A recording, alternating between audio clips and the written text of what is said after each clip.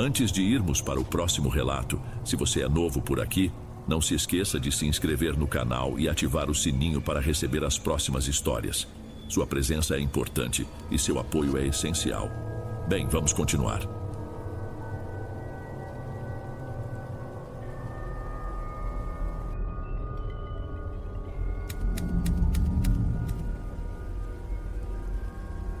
Meu avô dizia que perder a visão não lhe tirou nada. Só trocou uma forma de enxergar por outra. O problema é que a nova visão, a que veio no lugar da antiga, via coisas que simplesmente não deveriam existir. Boa noite, Dom. Meu nome é Diana e por muito tempo eu acho que fui a única que realmente ouviu o que ele tinha a dizer. Meu avô, o Atílio, foi relojoeiro a vida toda. Ele tinha uma portinha no centro antigo da cidade, um lugar que cheirava a óleo fino e metal. Eu adorava ir lá quando era pequena. Ficava fascinada com as gavetinhas cheias de engrenagens minúsculas, as pinças delicadas e o som ritmado dos relógios, cada um batendo em seu próprio tempo. Ele era um mestre naquilo, um artesão de um tipo que já não se encontra mais. Mas o mesmo ofício que deu o sustento dele também cobrou seu preço.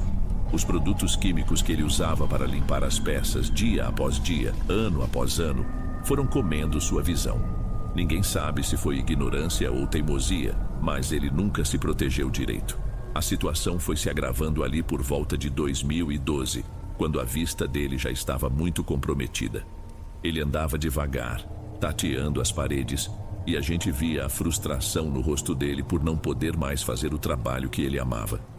Foi nesse período que ele começou a falar. Primeiro era algo vago. Ele comentava com a minha mãe que via um vulto no canto da oficina na hora de fechar.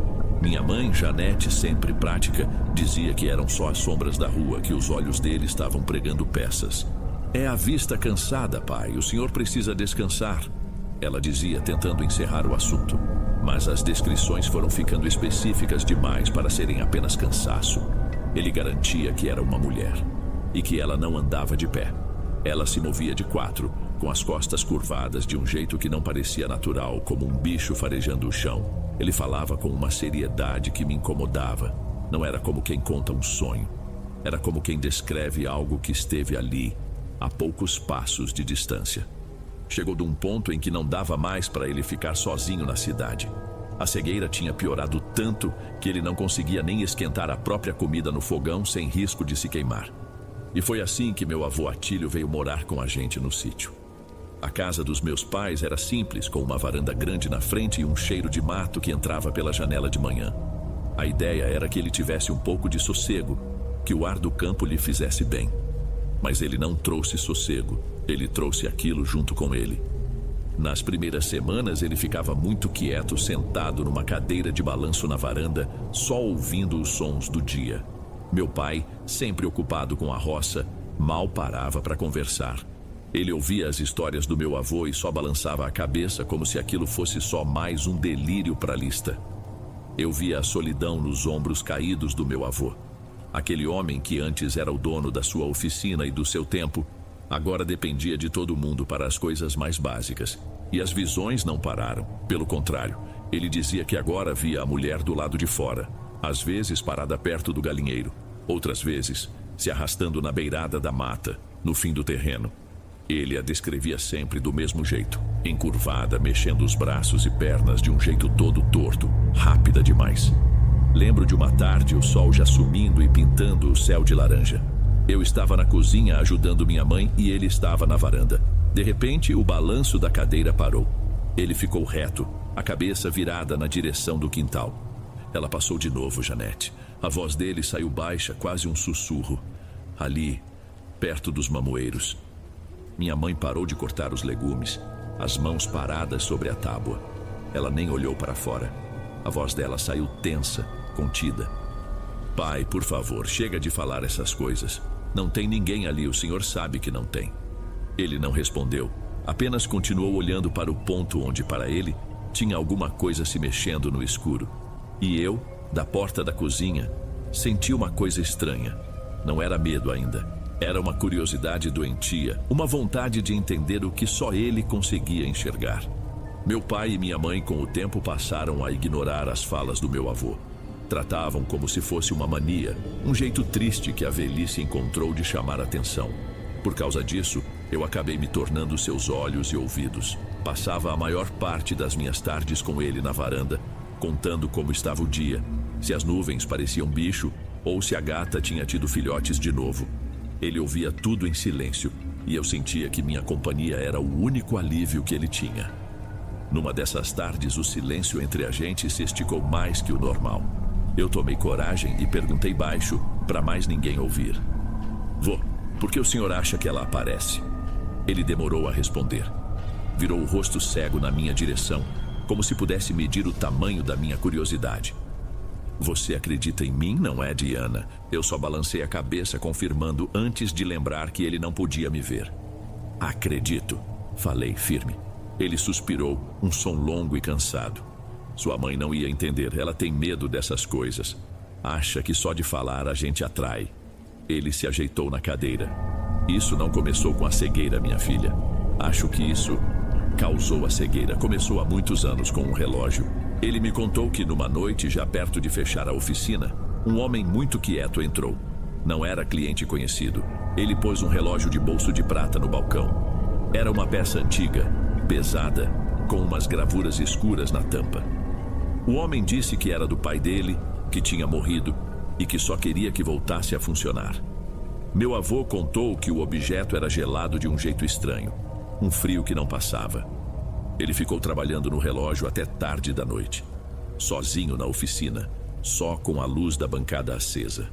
Contou que enquanto limpava as engrenagens minúsculas, começou a sentir um incômodo, aquela sensação de que tem mais alguém na sala. Olhava por cima do ombro, não via nada. Mas quando ele finalmente montou tudo e deu a primeira corda, o tic-tac do relógio de prata soou diferente, mais alto que os outros. Foi nesse instante que ele a viu. Num canto escuro da sala, onde a luz não chegava direito, ele viu uma mancha se mexer. A princípio, pensou que era um cachorro de rua que tinha entrado, mas a coisa se levantou um pouco, o suficiente para ele ver o contorno de costas arqueadas e membros longos. Ela se arrastou rápido, sem fazer barulho, para debaixo de uma prateleira e simplesmente sumiu. Parecia que a escuridão tinha engolido ela. O homem nunca mais voltou para buscar o relógio. Meu avô guardou a peça por um tempo, mas o mal-estar era tanto que um dia ele a jogou num rio, só que era tarde demais. Era um relógio que não marcava só as horas, minha filha, marcava outra coisa. E quando eu o fiz funcionar, ele me marcou também.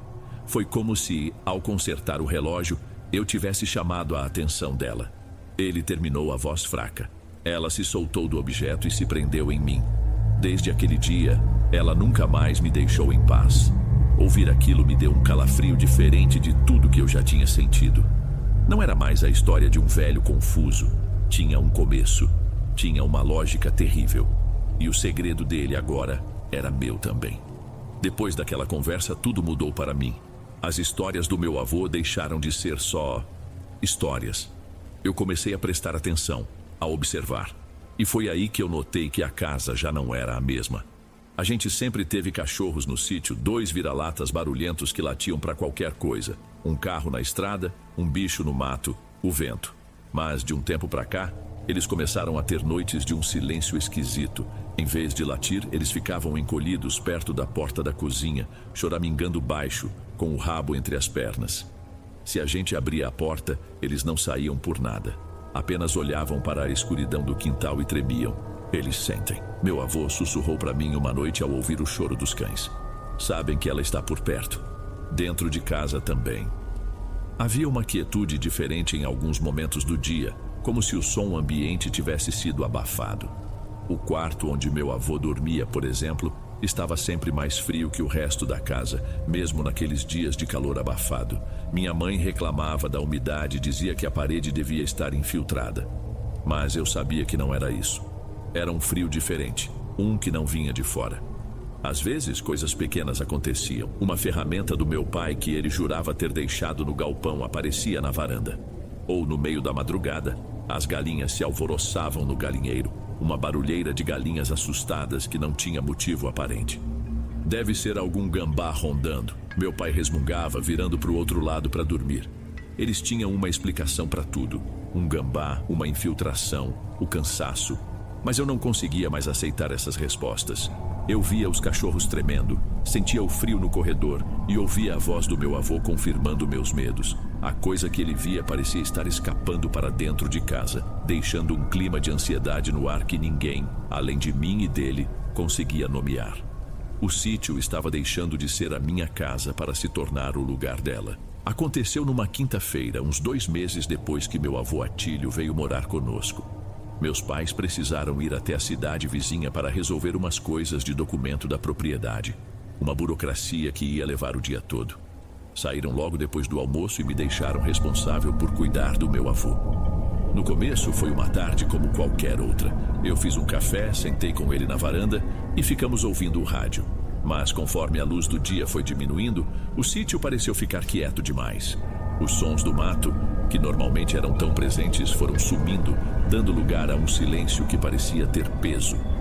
Eu me sentia observada, e a cada rangido da madeira da casa, meu corpo ficava tenso. Deixei meu avô cochilando na cadeira de balanço e entrei para começar a fazer o jantar. Acendi a luz da cozinha, que iluminava só aquele cômodo, deixando o resto da casa num breu danado. O único som era o da faca cortando cebola na tábua.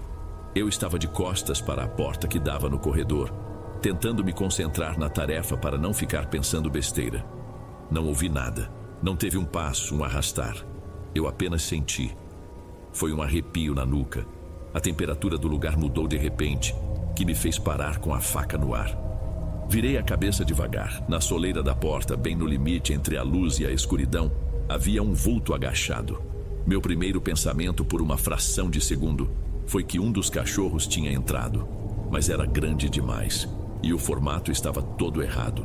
As costas eram altas, arqueadas de um jeito impossível, e os membros, dobrados sob o corpo, pareciam longos e finos demais. Estava completamente imóvel, uma mancha escura e sólida contra a escuridão do corredor. Meu ar sumiu. Eu não conseguia gritar, não conseguia me mexer. Meu corpo todo era uma coisa só, dura e fria.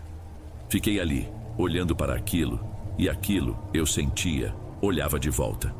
Num movimento para trás, minha perna esbarrou no pé da mesa. Uma caneca de alumínio que estava na beirada caiu no chão com um barulho de metal que fez eco pela casa inteira. A coisa reagiu ao barulho. Levantou-se um pouco, não como uma pessoa, mas como um inseto, e se moveu para dentro da escuridão numa velocidade absurda. Não foi uma corrida, foi um arrastar desesperado. O som baixo e seco de palmas e pés batendo no piso de cimento queimado antes de desaparecer por completo. Levei alguns segundos para conseguir respirar de novo. Com as pernas tremendo, corri para a varanda, quase caindo. Ajoelhei ao lado da cadeira do meu avô, que tinha acordado com o barulho. Vô, tinha um bicho enorme dentro de casa. Eu gaguejava sem conseguir formar a frase direito. Ele não pareceu surpreso. Estendeu a mão e tocou meu braço. Sua pele estava fria, mas o aperto era firme. Eu sei, ele disse, a voz grave e conformada. Hoje eu senti que ela estava aqui dentro. Depois daquela noite, o medo se instalou em mim de um jeito que nunca mais foi embora. Quando meus pais chegaram, eu disse que um bicho tinha entrado na cozinha e me assustado. Por isso, a caneca quebrada. Eles estavam cansados, só limparam a bagunça e não fizeram mais perguntas. E eu não insisti. Como eu poderia explicar o que eu vi? Eles me achariam louca, igual achavam que o meu avô estava. Nas semanas que se seguiram, a saúde dele despencou. Não foi de um dia para o outro, mas foi rápido demais para ser natural. Primeiro, ele parou de comer. Minha mãe insistia, fazia as comidas que ele mais gostava, mas ele mal tocava no prato. Dizia que não tinha fome, que a comida tinha um gosto estranho. Logo ele perdeu as forças para andar. As pernas tremiam só de ele tentar ficar de pé. Em pouco tempo já não saía mais da cama. Ficava deitado o dia todo, os olhos abertos na penumbra do quarto, olhando para um ponto fixo na parede. Eu tinha que levar água, ajudar minha mãe a trocar a roupa dele. E cada vez que eu entrava naquele quarto, sentia o corpo gelar. Eu evitava olhar para os cantos, com um pavor de ver aquela silhueta agachada ali de novo. O ar ali dentro era diferente, parado, e eu sempre saía com a sensação de ter fugido de alguma coisa. As coisas que ele me contava ficaram mais pesadas. Numa tarde, enquanto eu ajeitava o travesseiro dele, ele segurou meu pulso. A mão dele era só pele e osso, e estava gelada. Ela não vai mais embora, Diana. Ele sussurrou a voz rouca. Fica ali, no canto, o dia todo, só esperando. E tenho medo que, quando eu for, ela procure o que é meu, o que ficou de mim. Esperando o quê, vô? Perguntei, já sabendo a resposta. Esperando eu me cansar de vez, minha mãe via o pai definhando e entrava em desespero. Eu a via chorando baixo na cozinha, rezando para o santinho que ficava na prateleira. A doença do meu avô não tinha nome, não tinha diagnóstico, e isso a estava consumindo. A teimosia dela em não acreditar estava acabando diante da realidade de ver o pai morrendo na sua frente sem que ela pudesse fazer absolutamente nada. O clima na casa ficou pesado. Não era mais só o medo, era o luto antecipado, a certeza de que estávamos apenas contando os dias. E a presença no quarto dele parecia se alimentar disso, ficando mais forte e mais paciente a cada suspiro cansado que meu avô dava. A noite em que meu avô se foi estranhamente silenciosa. Nenhuma cigarra, nenhum grilo. Parecia que o sítio inteiro estava prendendo a respiração. Ele já mal respirava e minha mãe ficou ao lado dele a noite toda, molhando os lábios dele com um algodão. Meu pai e eu ficamos na sala, vencidos por um cansaço de tanto esperar. Foi minha mãe quem esteve com ele no momento final. Ela me contou muito tempo depois que de repente um cheiro forte tomou conta do quarto. Não era cheiro de doença nem de remédio. Era um cheiro de terra úmida, de raiz revirada, como se tivessem aberto uma cova ali mesmo ao lado da cama. O cheiro era tão forte que chegou a arder o nariz. E foi nesse instante que meu avô deu o último suspiro, um som suave que mal se ouviu. Assim que ele se foi, o cheiro sumiu. E do canto mais escuro do quarto, minha mãe ouviu um único som. Um estalo baixo e úmido, como uma junta grande se movendo depois de muito tempo parada. Ela nunca admitiu, mas eu sei que naquele momento ela sentiu. Ela soube que eles não estavam sozinhos. Nos dias que se seguiram ao enterro, uma paz estranha se instalou na casa. Foi quase imediato. O ar parecia mais leve, mais fácil de respirar. Os cachorros voltaram a latir para a estrada. O frio no corredor desapareceu. Era como acordar de um pesadelo longo. Meus pais se agarraram a essa normalidade com todas as forças. Para eles, a explicação era simples. A tristeza e a doença do meu avô tinham impregnado a casa. E com a partida dele, a sombra foi junto. Era mais fácil acreditar nisso. Era o que fazia sentido. Eu também senti o alívio. Eu queria, mais do que tudo, acreditar que tinha acabado. Mas eu não conseguia esquecer a silhueta na porta da cozinha. E no fundo, uma pergunta ficava martelando. Uma pergunta que eu não tinha coragem de fazer em voz alta. A criatura foi embora com ele? Ou ela só estava esperando a casa ficar em silêncio de novo? Os anos passaram. A vida, como sempre faz, continuou. Eu saí do sítio, estudei, arrumei um emprego na cidade. Meus pais envelheceram, a casa ganhou novas camadas de tinta, e a história do meu avô e da mulher de 4 patas foi se tornando uma memória distante, quase um conto de terror que a gente se conta na infância. Havia dias em que eu mesma duvidava. Será que não foi a minha imaginação? O medo de uma criança aumentando as fantasias de um velho doente? Eu queria acreditar que sim, era mais fácil. Moro num apartamento pequeno, no 3º andar de um prédio antigo. Há uns meses comecei a ouvir um barulho à noite. Um som baixo, de algo se arrastando no piso do quarto ao lado, onde guardo umas caixas. Eu dizia a mim mesma que era o vizinho de baixo, que o som viajava pela estrutura. Era uma explicação lógica. Depois comecei a ver coisas com o canto do olho. Um vulto escuro e rápido, rente ao chão, que sumia no instante em que eu virava o rosto. Um truque de luz. A vista cansada depois de um dia de trabalho na frente do computador. Eu tinha uma desculpa racional para tudo, mas a sensação de ser observada, aquela que eu não sentia desde a morte do meu avô, voltou. Sutil, mas estava lá, me esperando no silêncio do apartamento quando eu chegava à noite. A confirmação veio na semana passada e não tinha como achar uma explicação lógica. Era tarde, eu não conseguia dormir. Levantei para beber um copo d'água e fiquei parada na sala, olhando para a escuridão lá fora. A tela da televisão, desligada, refletia o ambiente como um espelho escuro. Eu via a minha silhueta, a luz fraca do poste entrando pela janela, e algo mais. No reflexo, atrás de mim, perto do sofá, ela estava lá, agachada, as costas curvadas no ângulo doentio que minha memória tentou apagar por tantos anos. A cabeça baixa, o cabelo escuro cobrindo o que seria seu rosto. Não se mexia. Estava apenas ali, no reflexo, me observando. Chegou a me faltar o ar.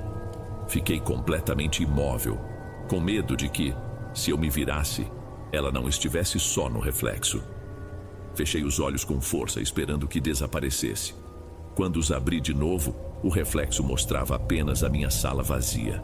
Mas então, um cheiro fraco e inconfundível subiu pelo ar. O cheiro de terra úmida, de raiz revirada. Eu sabia. O alívio que senti com a morte do meu avô não foi pelo fim do tormento dele. Foi só o silêncio entre uma vigília e outra. A criatura não foi embora com ele. Ela só esperou eu crescer. Agora eu entendo. Meu avô Atílio não via aquela mulher porque estava ficando cego. Ele ficou cego porque, por algum motivo, foi o primeiro a conseguir vê-la. A presença dela o consumiu por anos. E agora ela está comigo. Ela não me seguiu. Ela foi herdada. E eu não sei quanto tempo vou aguentar até começar a definhar como ele.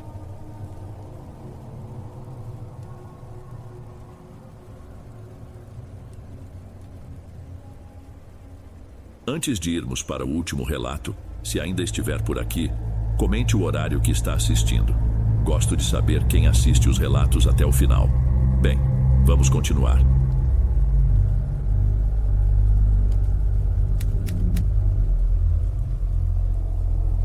Ei pessoal, obrigado por ouvirem. Clique no sininho de notificações para ser alertado de todas as futuras narrações. Lanço vídeos novos todos os dias por aqui. Espero te ver nos próximos. Agora na tela vou deixar outros 2 bons vídeos que sei que irão gostar. Te vejo por lá.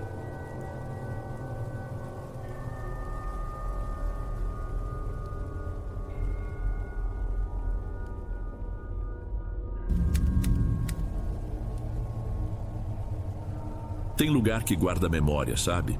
Não é que a gente lembra do que aconteceu ali. É o próprio lugar que não deixa a gente esquecer. Ele tem o cheiro, o peso da coisa. E toda vez que você pisa nele, ele te lembra a força. Meu nome é Ulisses. Isso que eu vou contar aconteceu há quase 20 anos. Mas para mim parece que foi ontem à tarde. Eu tinha um pedaço de terra, herança de família, um cafezal pequeno espremido num vale entre 2 serras. Era uma vida de rotina, de acordar antes do sol e ir dormir com o corpo moído. Minha única companhia durante o dia eram meus 2 cachorros, o Romeu e o Trovão. Eram vira-latas grandes, valentes, acostumados com o mato. Naquele dia eu precisava verificar uma parte mais afastada do terreno, um lugar que a gente sempre chamou de Grota Funda. Era um buraco na terra, uma depressão cheia de árvores antigas e pedras, onde o café custava a vingar. Fui caminhando sem pressa, com a enxada no ombro e os cachorros correndo na frente, como sempre.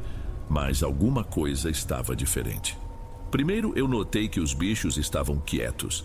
Sabe aquele barulho constante de cigarra, de passarinho que tem no meio da roça? Tinha sumido. Parecia que alguém tinha abafado o som do mundo. O Romeu, que era sempre o mais atirado, voltou para perto de mim com o rabo entre as pernas. Ele parava, erguia o focinho e cheirava o ar inquieto. O Trovão já nem saía do meu lado, encostando o pelo na minha calça. Na hora, a gente sempre procura uma explicação lógica, né? Pensei que podia ser alguma cobra grande, uma sucuri talvez, ou até uma onça rondando. Coisa que acontece. Mas a quietude era diferente. Não era um silêncio de caça. Era um vazio. Continuei andando, mas agora mais devagar, prestando atenção em tudo. Um incômodo começou a se formar na minha boca. Um gosto amargo. Uma sensação de que eu não deveria estar ali. Cheguei na beirada da grota, onde a terra descia quase reta. O cafezal terminava ali, dando lugar a um emaranhado de mato fechado e pedras. E foi então que eu ouvi. Não era bicho. Tenho certeza que não era. Começou baixo, um som de arrasto, de atrito. Parecia pedra rolando sobre pedra, mas tinha um ritmo, uma constância que não era natural. Foi ficando mais alto, mais perto. Era um barulho pesado, bruto. Imagine um carro sendo arrastado de lado por cima de um chão de brita. Era algo parecido com isso, só que vindo de dentro da mata fechada, lá no fundo do buraco. Meu primeiro pensamento foi de um desmoronamento pequeno de terra, mas não fazia sentido. O barulho ia e vinha, parava por um segundo e depois recomeçava, sempre se movendo. Tinha uma intenção ali. Os cachorros se encolheram de vez. O pelo da nuca dos dois estava todo em pé. Eles não latiam, só soltavam um rosnado baixo contínuo que parecia vir do fundo do peito. Era um som de pavor puro. Eu deveria ter ido embora. Qualquer pessoa com um pingo de juízo teria pegado os cachorros e voltado para casa sem olhar para trás. Mas eu não sei o que me deu. Era a minha terra. Aquela sensação de que algo muito errado estava acontecendo naquilo que era meu me fez fincar o pé no chão. Eu precisava saber. Não era coragem. Era uma teimosia burra. Uma necessidade de botar os olhos no que quer que fosse aquilo. Com a mão tremendo um pouco, segurei mais firme o cabo da enxada. Fui me arrastando devagar, de cócoras, até uma moita de samambaia que ficava bem na beirada do precipício. Dali, eu conseguiria olhar para baixo sem ser visto. O som estava cada vez mais perto. Já não era só um arrastar, eu podia ouvir galhos grossos quebrando, como se algo imenso estivesse abrindo caminho à força. Afastei o mato com a ponta da enxada com um cuidado que eu nem sabia que tinha. Encontrei uma fresta entre duas pedras e colei o rosto ali, sentindo a umidade fria na pele. O que eu vi lá embaixo fez minha cabeça dar um nó. Simplesmente não fazia sentido. Lá no fundo da grota, se arrastando por cima de tudo, tinha uma coisa. Uma cobra. Mas essa palavra nem começa a descrever aquilo. A grossura dela era a de um tronco de palmeira adulta. A cor era de terra e pedra molhada, um marrom escuro manchado de verde como se tivesse coberta de limo. Ela não se movia como uma cobra normal, não deslizava. Ela se arrastava com um peso absurdo, empurrando a terra, quebrando galhos grossos como se fossem palitos. A cabeça era triangular, chata e do tamanho de um botijão de gás virado de lado. Não tinha olho que eu pudesse ver, só um formato bruto, antigo. Eu simplesmente travei. Fiquei ali agachado sem mexer um músculo sequer, só olhando aquela cena que não podia ser real. O ar não entrava direito no meu pulmão, sabe? É como se o corpo da gente esquecesse as funções básicas. Eu não sentia medo ainda, era só espanto. Minha cabeça não conseguia aceitar o que eu estava vendo. E então, como se aquilo já não fosse o bastante, eu vi a outra. Ela saiu de trás de uma fileira de árvores, seguindo a primeira. Era igual, talvez um pouco maior. As duas subiam a encosta da grota na minha direção.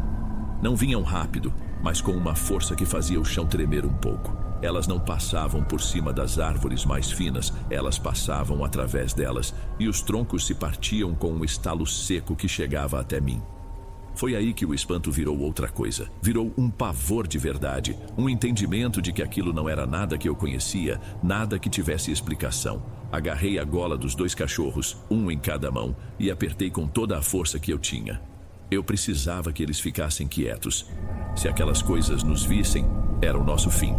As criaturas continuavam subindo, lentas e pesadas. Elas passaram tão perto do meu esconderijo que eu senti o cheiro que vinha delas. Um cheiro de terra remexida, de fundo de poço, de coisa que ficou guardada no escuro por tempo demais. Eu estava rezando por dentro, uma reza desordenada, pedindo a qualquer santo que elas passassem direto, que não nos percebessem ali. Eu só queria sumir. Meu corpo inteiro tremia. Eu apertava o cangote dos cachorros com tanta força que meus dedos doíam. Trovão se encolhia contra a minha perna, mas Romeu era diferente. Ele tremia não só de medo, mas de raiva. Ele via aquelas coisas como uma ameaça à sua matilha, a mim. Eu sentia os músculos dele duros, travados, debaixo da minha mão, a respiração curta, um rosnado que mal dava para ouvir se formando na sua garganta. "Quieto, menino, quieto!" Eu sussurrei, mais para mim do que para ele. Mas não adiantou. Num momento de descuido meu, talvez porque a primeira criatura já tinha passado e a segunda estava bem na nossa frente, o Romeu deu um solavanco, um arranco de pura fúria. Ele escapou da minha mão como um sabão molhado. Antes que eu pudesse sequer pensar em agarrá-lo de novo, ele disparou. Ele avançou latindo, um latido fino e corajoso que soou ridículo no meio daquele silêncio, e mordeu a lateral daquela coisa. Foi como um mosquito picando um boi. A criatura parou. Ela virou a cabeça devagar, sem pressa, como se estivesse tentando entender de onde vinha aquele incômodo. O que aconteceu em seguida foi rápido e sujo. A cauda do bicho, grossa como um poste, se moveu num chicote. Não fez barulho no ar, mas o impacto no corpo do Romeu foi um baque surdo, feio. Meu cachorro voou uns 2 metros e caiu no chão, já sem latir. Antes que ele pudesse se levantar, o corpo da serpente se dobrou sobre ele. Eu assisti de trás da pedra a coisa se enrolando no meu cachorro. Não foi uma luta, foi um esmagamento. Eu ouvi os ganidos dele, curtos, sendo sufocados. E então, o som que nunca mais saiu da minha cabeça. Um estalo oco, depois outro como galhos grossos e secos sendo pisados por um cavalo. Eram os ossos dele. Trovão se debatia nos meus braços, tentando se soltar também, chorando alto. Eu tive que usar todo o peso do meu corpo para segurá-lo, para abafar o choro dele contra a minha camisa. Eu não conseguia desviar o olhar. Vi o corpo do Romeu ficar mole, perdendo a forma dentro daquele aperto. Um pouco de sangue escorreu na terra. Depois, silêncio. A criatura que matou meu cachorro desenrolou o corpo devagar, largando o que sobrou dele no chão como se fosse um trapo. Por um segundo, eu achei que ela viria na nossa direção. Mas ela simplesmente continuou seu caminho, se arrastando para cima e sumindo no meio do arvoredo, indiferente. A outra, porém, não a seguiu. Ela parou e deslizou para o lado, entrando num buraco que tinha se aberto na terra, bem no meio do meu cafezal. Um buraco que eu tinha certeza absoluta que não estava ali antes.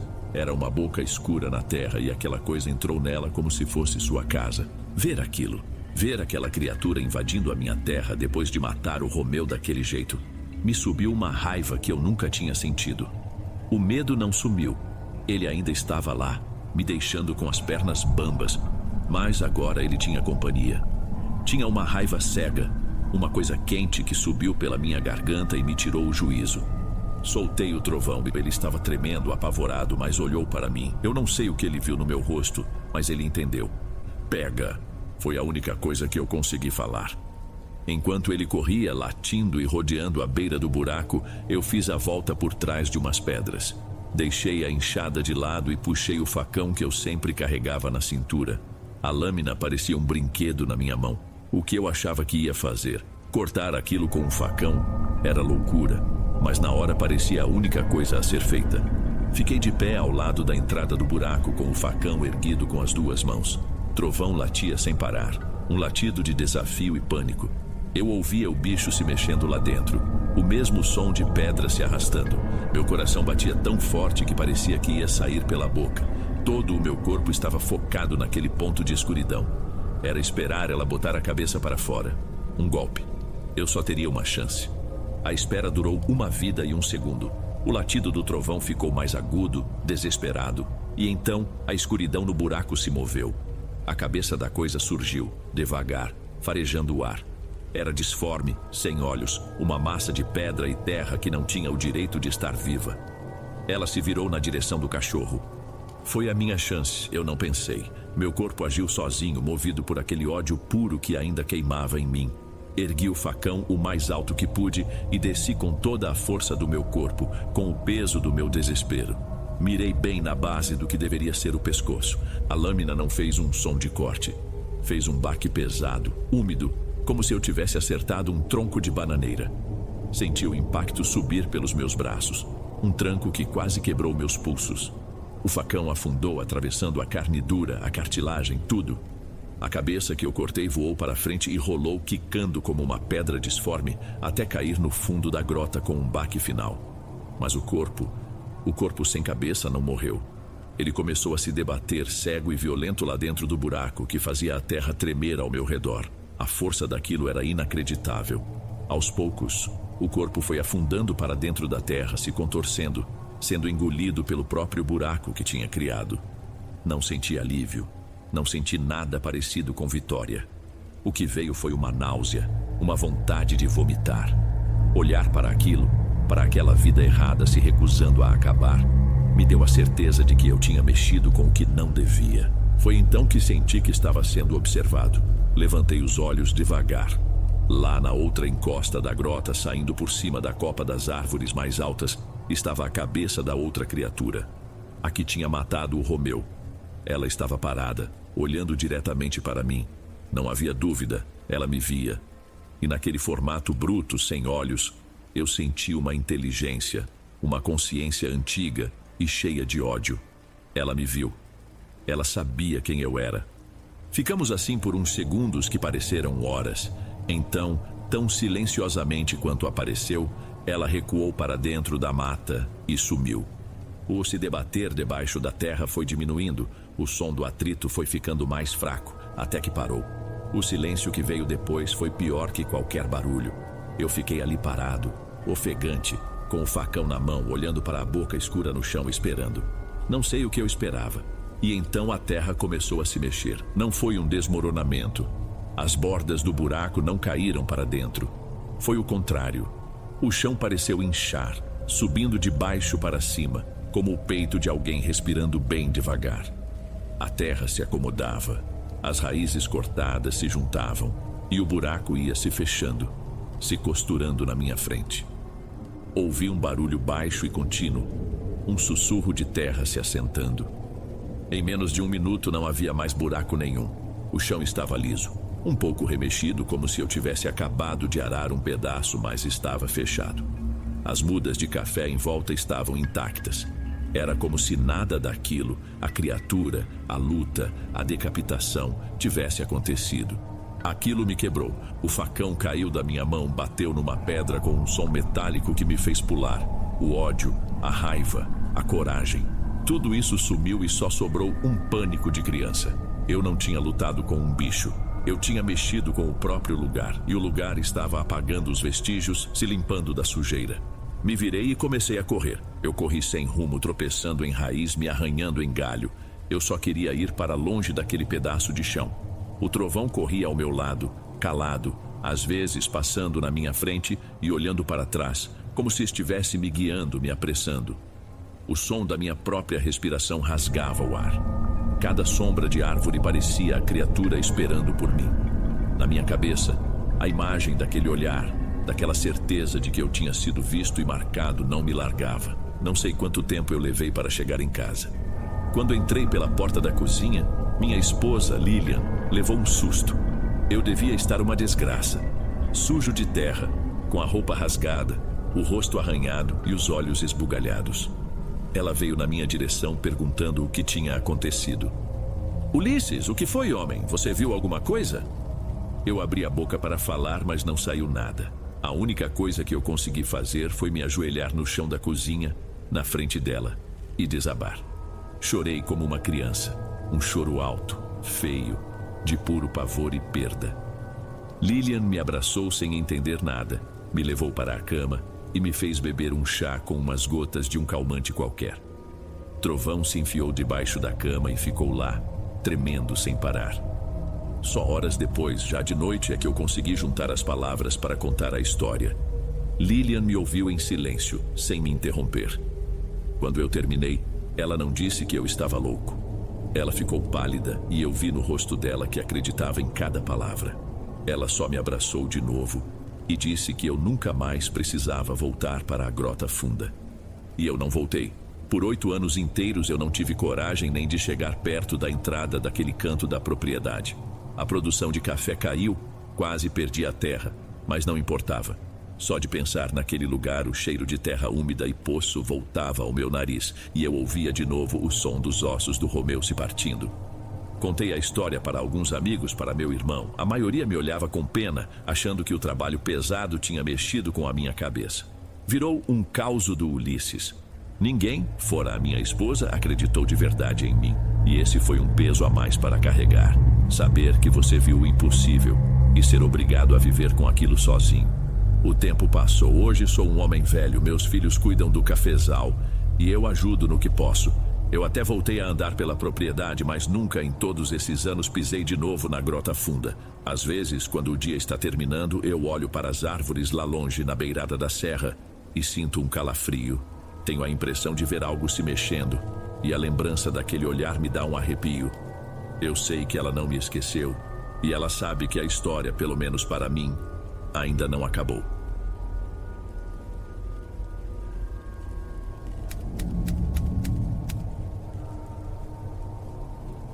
Tem gente que diz que o diabo é uma metáfora.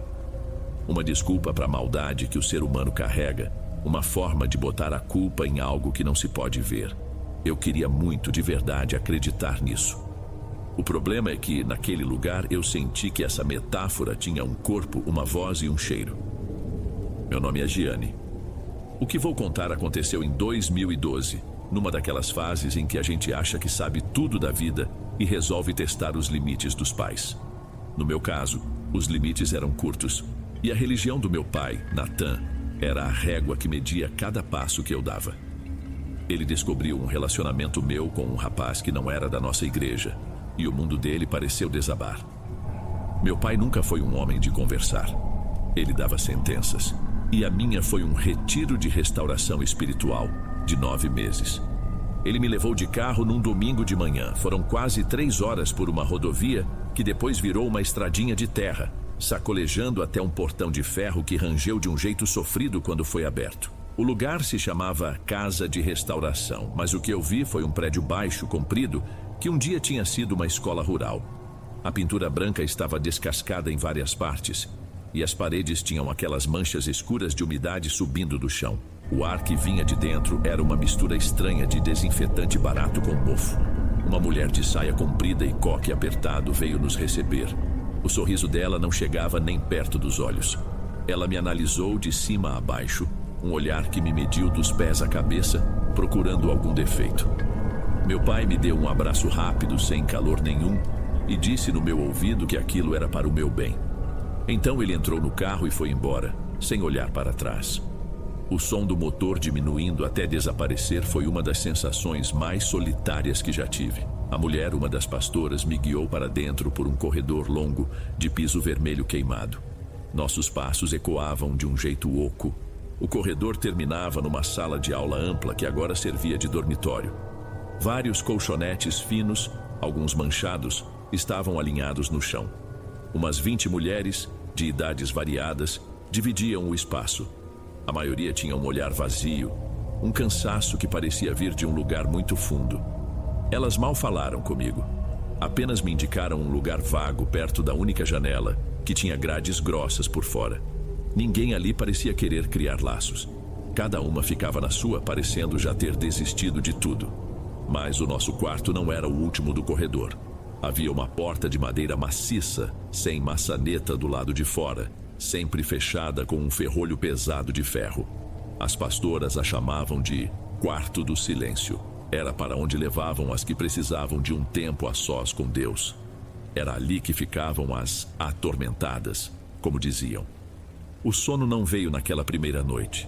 O silêncio do lugar era diferente. Não era um silêncio de paz. Foi quando eu ouvi pela primeira vez.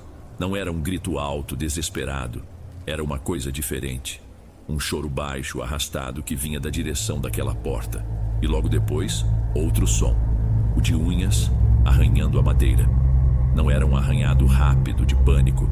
Era lento, insistente. Um som que parecia não ter fim. De dia, às vezes, a gente via uma delas. Na primeira vez, eu estava indo para o refeitório e uma mulher magra de camisola branca estava parada no meio do corredor. Ela não se mexia, só olhava para a parede. Mas quando eu passei, senti os olhos dela me seguindo. Às vezes, de madrugada, se eu precisasse ir ao banheiro, via uma silhueta escura parada em frente à porta do nosso quarto. Só ali, em pé, observando a gente dormir. Passaram-se umas 2 semanas nessa rotina estranha, de silêncios longos e sons perturbadores à noite. Eu estava tentando me convencer de que era tudo coisa da minha cabeça, ou que aquelas mulheres do Quarto do Silêncio só tinham problemas mais sérios que os meus. Eu me apegava a qualquer explicação lógica. Até aquela tarde. Era uma quarta-feira, eu acho. Mandaram todo mundo ir para o pátio coberto, uma área grande que devia ser a quadra de esportes da antiga escola. Não deram motivo, só mandaram a gente sentar no chão e esperar. Pouco depois entraram umas 5 ou 6 pastoras, incluindo a que me recebeu no primeiro dia. Elas não disseram nada, só formaram um círculo no meio do pátio e começaram a rezar. No começo era baixo, um murmúrio de todo mundo junto. Mas o tom foi subindo, as vozes ficando mais altas, mais urgentes. A oração foi ficando mais alta, virou quase um grito. Foi quando a primeira mulher caiu. Ela estava a uns 2 metros de mim, simplesmente despencou para trás com as costas batendo no cimento. O corpo dela começou a se contorcer, o queixo travado e os braços se debatendo. Um som saiu da garganta dela, um rosnado baixo, animal. E então, como se fosse uma doença que se espalha pelo ar, outras começaram a cair também. Uma se arrastava pelo chão, chorando histericamente. Outra ria, uma risada fina, aguda, que não tinha nada de alegria. O lugar virou um caos de corpos se debatendo, gritos e choros. Eu fiquei encolhida, tentando me afastar, sem conseguir tirar os olhos daquela cena horrível. Meu cérebro não processava. Era uma encenação? Era real? Foi quando senti uma mão segurar meu braço com força. Era a Dona Benedita, uma senhora que ficava sempre quieta no canto dela, de quem eu nunca tinha ouvido mais que o necessário. Os olhos dela, normalmente tão cansados, estavam arregalados, cheios de um medo que eu reconheci na hora. Menina, não olha para elas. A voz dela foi um sussurro rápido, urgente, quase por cima do barulho. Eu olhei para ela sem entender. Abaixa a cabeça. Agora. Ela insistiu, apertando mais meu braço. Finge que está rezando, mas não encara. Se você olhar fundo, o que elas carregam vai te enxergar e vai te querer como casa nova. Aquela frase dita com tanta certeza no meio do inferno quebrou alguma coisa em mim. A sugestão de que aquilo não era só uma crise, mas algo que podia passar para outra pessoa. Eu simplesmente não conseguia respirar. Eu comecei a chorar, um choro de pânico puro. Saí dali quase me arrastando, empurrando quem estava na frente, e me tranquei no banheiro. Ninguém veio atrás de mim. Acho que estavam ocupados demais. Depois daquele dia, a forma como as pastoras me tratavam mudou. Elas me olhavam com uma espécie de pena e desconfiança. Meu desespero foi visto como fraqueza na fé. Como se eu tivesse aberto uma porta para a dúvida. Durante uma das pregações da noite, eu cometi o erro de questionar. Perguntei à pastora-chefe na frente de todo mundo se as mulheres que passaram mal no pátio tinham recebido algum cuidado médico. O silêncio que se fez foi pesado. O sorriso dela sumiu e ela me respondeu com uma calma que me deixou com medo, que o único médico que elas precisavam era o Espírito Santo, e que minha pergunta mostrava que meu coração ainda estava contaminado pelo mundo lá fora. A punição veio no dia seguinte. Ela disse que eu precisava de um batismo de purificação. Não foi na igreja. Ela e outra mulher me levaram para os fundos da propriedade, para um lugar que parecia abandonado. Lá, tinha uma daquelas caixas d'água antigas, de cimento, baixa e larga, com a água esverdeada e cheia de folhas boiando. O cheiro era de água parada há muito tempo. Elas me seguraram, uma de cada lado, enquanto a pastora-chefe dizia uma oração sobre como a água lavaria minhas impurezas. Eu me debati, mas não adiantou. Elas me forçaram a ajoelhar e afundaram minha cabeça naquela água gelada e suja. Entrei em pânico. Engoli um pouco daquela coisa nojenta enquanto lutava para subir. Durou só alguns segundos, mas pareceram minutos. Quando me puxaram para cima, eu cuspia aquela água imunda, tremendo, humilhada. Uns 3 ou 4 dias depois começaram a aparecer. Primeiro, umas manchas vermelhas nas minhas pernas que coçavam muito. Eu achei que era alergia, alguma coisa da água. Mas as manchas viraram bolhas, e algumas delas estouraram, se transformando em feridas abertas, doloridas. Quando mostrei para a pastora, ela só olhou com uma expressão serena e disse: "São as impurezas saindo do seu corpo. Agradeça, menina. É a prova de que a oração funcionou." As feridas nas minhas pernas não melhoravam. A dor e a coceira constantes se tornaram parte da minha rotina, um lembrete físico de onde eu estava. Aquele medo que a Dona Benedita colocou em mim só piorava. Eu evitava olhar para as outras internas durante as orações, mantendo a cabeça baixa. Passei a analisar cada gesto, cada olhar vazio, me perguntando qual delas já não era mais ela mesma, qual delas já era uma casa ocupada. O medo agora não era só do que eu podia ver, mas do que podia me ver de volta. E foi nesse clima que o perigo se tornou ainda mais real. Tinha uma moça no nosso dormitório, acho que o nome dela era Lígia. Era quieta, não falava com quase ninguém, mas às vezes, do nada, ela tinha umas crises de choro que duravam horas. Numa noite foi diferente. Acordei com um grito. Um grito agudo, sem palavras, quebrou o silêncio do quarto. Lígia estava sentada no colchonete dela, se balançando para frente e para trás, gritando para o teto. Não demorou nem um minuto.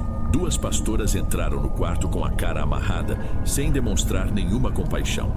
Elas não tentaram acalmá-la. Foram diretas, agarraram a moça pelos braços e a arrastaram para fora, enquanto ela se debatia. Eu vi quando elas a levaram na direção do quarto do silêncio e ouvi o som do ferrolho pesado sendo passado. O dormitório ficou em silêncio de novo, mas ninguém voltou a dormir direito. Na manhã seguinte, o lugar onde Lígia dormia estava vazio. O colchonete fino dela, o lençol, a pequena pilha de roupas que ficava ao lado. Tudo tinha sumido. Era só um pedaço de chão vazio, como se ela nunca tivesse estado ali. Durante o café, a pastora-chefe se levantou e, com aquele mesmo sorriso sereno, anunciou: nossas orações foram atendidas. A irmã Lígia encontrou a paz que tanto buscava e foi transferida durante a noite. Ela seguirá seu tratamento num lugar mais preparado para recebê-la. Ninguém disse uma palavra, ninguém se olhou. Todas as mulheres baixaram a cabeça e continuaram comendo ou mexendo a comida no prato. Transferida, no meio da noite, sem as coisas dela? Eu entendi naquele momento. Aquele lugar não só adoecia as pessoas, ele a fazia desaparecer. O desaparecimento da Lígia instalou um novo tipo de medo em todas nós. O silêncio durante as refeições e nos dormitórios se tornou mais profundo. Ninguém mais ousava questionar, ninguém mais chorava alto. O lugar tinha conseguido nos quebrar. Eu me sentia uma casca vazia, fazendo tudo no automático, contando os dias e torcendo para que nada me fizesse ser notada. Minhas pernas continuavam doendo, mas eu não reclamei mais. Eu só queria me tornar invisível. Foi mais ou menos nessa época que um pastor de fora veio fazer uma visita. Pastor Marcelo, eu acho. Ele era diferente dos líderes dali. Mais jovem, sorria mais, parecia mais normal. Vê-lo ali com suas roupas casuais e seu jeito mais leve foi quase um alívio. Uma pequena lembrança do mundo lá fora. Um engano, claro. Eu estava limpando as mesas no refeitório depois do almoço, uma tarefa que eu fazia todos os dias. O lugar estava quase vazio. Ele se aproximou de mim, com as mãos nos bolsos e aquele sorriso no rosto. Você parece uma moça dedicada, está se esforçando, ele disse num tom paternal. Eu só murmurei um obrigada, sem jeito, e continuei passando o pano na mesa. Ele inclinou a cabeça, ainda sorrindo. Deus tem um grande plano para a sua vida, sabia? Você só precisa abrir seu coração para ele. E foi aí que aconteceu. A voz dele mudou. Não, não é isso. A voz dele continuou a mesma, calma e amigável. Mas por baixo dela, sobreposta, outra voz falou junto. Uma voz que não pertencia àquele lugar. Era arrastada, grave, com uma ressonância gutural que parecia arranhar o ar. As duas vozes, a dele e a outra, saíram da boca dele ao mesmo tempo, dizendo exatamente as mesmas palavras. Eu parei, o pano caiu da minha mão, todo o som do refeitório subiu. Eu olhei para o rosto dele, para a boca que tinha produzido aquele som impossível. O sorriso continuava lá, nos lábios, mas os olhos dele me olhavam com uma diversão antiga, perversa. Ele sabia que eu tinha ouvido. Ele piscou lentamente, deu uma batidinha no meu ombro e se afastou, me deixando ali, parada, com o coração disparado, quase saindo pela boca. Aquilo não foi um surto coletivo, não foi histeria. Foi algo falando diretamente comigo e tinha acabado de me dizer que me conhecia. Uma semana depois do meu encontro com o pastor Marcelo, anunciaram a Grande Vigília da Libertação. Seria um evento especial que duraria a noite toda para quebrar todas as correntes que nos prendiam. A pastora-chefe disse que seria uma noite de milagres. Para mim soou como uma sentença. Dava para sentir a tensão no ar. Ninguém queria estar ali. A vigília aconteceu no pátio coberto, o mesmo lugar do primeiro surto. Mas à noite, iluminado só por umas 4 lâmpadas amareladas penduradas no teto alto, o lugar parecia uma caverna. As sombras eram longas e se mexiam de um jeito estranho. Fomos todas obrigadas a ficar no centro enquanto os pastores, incluindo Marcelo, andavam em círculos ao nosso redor. A pregação dele começou intensa. Não havia o sorriso amigável, só um fervor fanático. Ele gritava sobre demônios, sobre legiões escondidas na carne, sobre a guerra espiritual que estava sendo travada ali, naquele exato momento. As orações se tornaram gritos, as mãos se erguiam, e então o caos começou de verdade. Foi como na primeira vez, mas multiplicado por 100. Mulheres caíam por toda parte, gritando com vozes que não eram suas. O barulho era tanto que não dava para ouvir mais nada. Uma mistura de salmos gritados, risadas guturais e um choro que parecia vir do fundo da alma. Eu me encolhi num canto perto da parede, tentando me proteger, com a advertência de Dona Benedita ecoando na minha cabeça. Não encara. Mas era impossível não olhar. Um banco de madeira pesado, daqueles do refeitório, que precisava de 2 homens para carregar, foi arremessado de um lado ao outro do pátio, como se fosse de isopor. Ele se espatifou contra a parede oposta, a uns 20 metros de distância. Eu vi a mulher que o jogou. Ela era pequena, magra, e mal tinha forças para ficar em pé no dia a dia. Meu cérebro parou de tentar achar lógica. O medo virou uma coisa fria, paralisante. E foi quando eu vi a cena que eu nunca mais esqueci. Havia uma garota bem jovem, talvez da minha idade na época. Ela estava perto de uma das paredes mais altas. No meio de todo aquele caos, ela ficou completamente rígida. Então, o corpo dela se inclinou para a frente devagar até as mãos tocarem a parede. E ela começou a subir, não a escalar, a andar. Os pés e as mãos se moviam com uma fluidez doentia, com o corpo dela na horizontal, paralelo ao chão de cimento.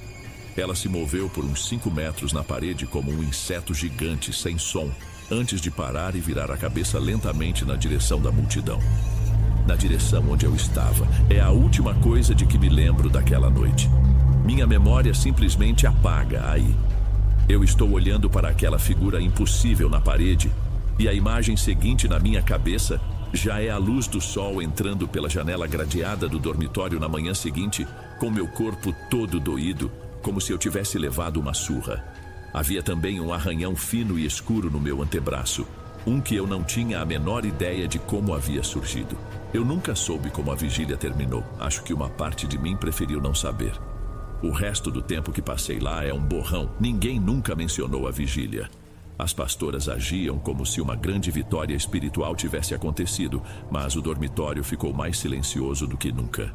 Éramos fantasmas umas para as outras, cada uma presa na sua própria ilha de memórias horríveis.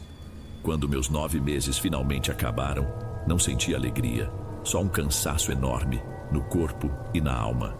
Meu pai, Nathan, veio me buscar. O caminho de volta na mesma estradinha de terra foi em silêncio por um bom tempo. Eu olhava para a paisagem passando, mas só via as cenas daquela noite. Quando finalmente entramos na rodovia asfaltada, eu não aguentei mais. A segurança do carro, a distância daquele lugar, me deu coragem. Eu contei tudo, despejei cada detalhe. Os sons do quarto do silêncio, as mulheres se contorcendo, a punição na caixa d'água, as feridas que deixaram cicatrizes nas minhas pernas. Contei sobre a Lígia, sobre o pastor Marcelo e as 2 vozes, e com a voz tremendo contei sobre a garota na parede. Eu falava, chorava, esperando ver no rosto dele um pingo de horror, de arrependimento, esperando que ele dissesse que ia denunciar aquele lugar. Quando terminei, ele continuou dirigindo por quase 1 minuto, com os olhos fixos na estrada e as mãos apertando o volante. Então ele virou para mim, o rosto vermelho de raiva. "Chega, Gianni!" A voz dele foi dura, cortante. "Chega de blasfêmia. 9 meses para limpar sua alma e você volta pior do que foi? Com a mente cheia de mentiras e fantasias do inimigo?" "Mas, pai, eu vi..." Tentei interromper. "Você não viu nada!" Ele gritou. "Eu paguei caro, para homens e mulheres de Deus te ajudarem. E é assim que você agradece? Inventando essas histórias absurdas? A rebeldia ainda está aí dentro de você, te fazendo ver coisas para manchar o trabalho santo que fizeram." Ele não acreditou em uma única palavra. Pior, ele me acusou. Naquele momento, no banco daquele carro, eu me senti mais abandonada do que no dia em que ele me deixou lá. Hoje, quase 10 anos depois, eu moro sozinha.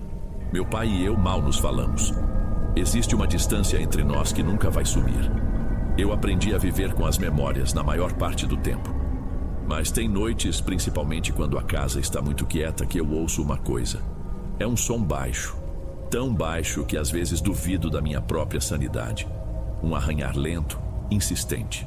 Às vezes, ele parece vir de um ponto fixo. Em outras, parece se mover alguns centímetros para o lado, como se estivesse me procurando do outro lado da parede. Eu só fecho os olhos e torço para ser apenas o eco de uma lembrança. Mas no fundo, eu não tenho tanta certeza.